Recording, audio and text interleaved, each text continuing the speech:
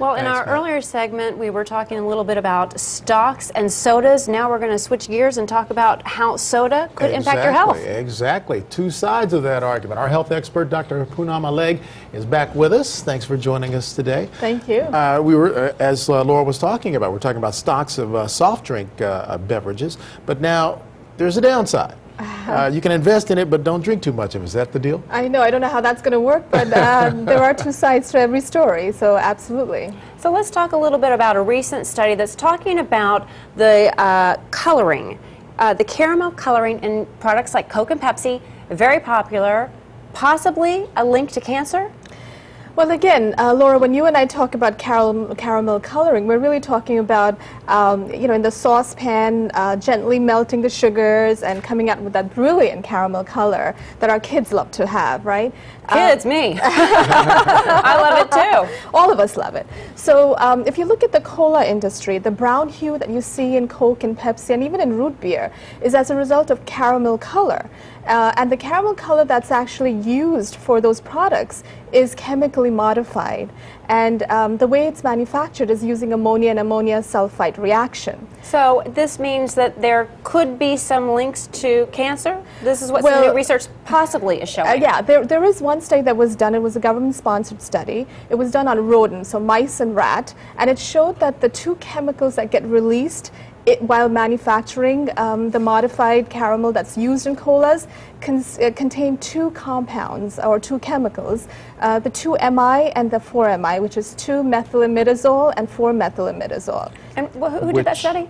It was a government-sponsored study. Government-sponsored. And so those two contaminants are found in the modified chemically reacted caramel, and that's when there's a public, you know, advocacy group. It's a watchdog on nutrition known as the Center for Science and Public Interest, and they've been raising this issue of having these two chemicals that are now classified as carcinogens in the colas that we drink.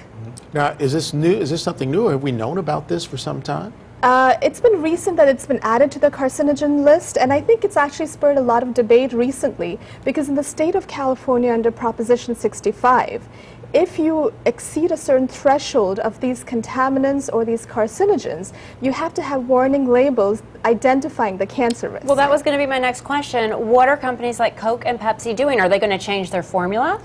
So what's happened was these industries had like two options. One was to keep the caramel coloring the way it was, the same manufacturing and the supply methodology, and then have to live with putting those warning labels of cancer risk on each can that we drink.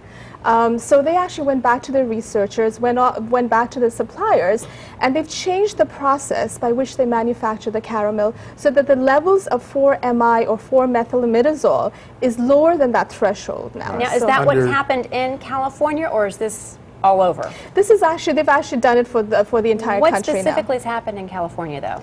Well, California was actually at the vanguard of all this change. So because they had to comply with California law, otherwise they would have had to put that warning label. They actually went back. They did not want to put that warning label. They did not. I mean, imagine having a can of Coke and saying you can get cancer.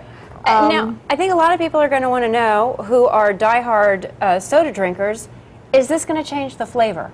According to the industry, the cola industry, no, it is not going to change the flavor. You're going to still love it the way you do. However, again, as a physician, I can't help but talk about the fact that cola is not good. You know, we all know that. We talk about the 4-MIs and those potential carcinogens that are there in the cola. However, the sugars that are there, the caffeine that's there, is more harmful. And so my advice is actually stay away from it as much as all of that. Absolutely. Well, what about the FDA stance on this? Well, the FDA does label this as a carcinogen. However, it called it something called GRAS, which is generally recognized as safe. And they came out with an official statement saying that if you were to get to the doses that were used in that study on rodents, you would have to consume 1,000 cans of Coke a day. Wow. So there's really no need to panic at this point.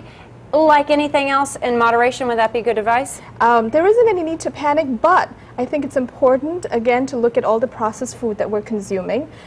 Let's stay with the whole foods, the natural foods, the nice, bright colored vegetables and fruits, and let's increase that in our diet. Warning labels and sodas, is this something that happens in other countries? Is this something just in the United States? It's actually, California under its Proposition 65 is actually in the forefront of this. Wow. So they're the leaders in environmental toxins and awareness and things Certainly. like that. You know, it's interesting, though, if you take a bottle of Coke or Pepsi, just put it in a can or something, and put a piece of metal in it, and see how long that piece of metal lasts. Stop. I love my Martha soda. drinker here. No, stop it. I don't want to hear that. Well, of course, there are health concerns, but at least this was the latest thing. It's good for folks to know. We appreciate you coming on and talking about that, sharing that with our viewers. Yeah, thank you. Good medical advice. Thank you so much. Dr. Poonam Alaigh, thank you. Thank you.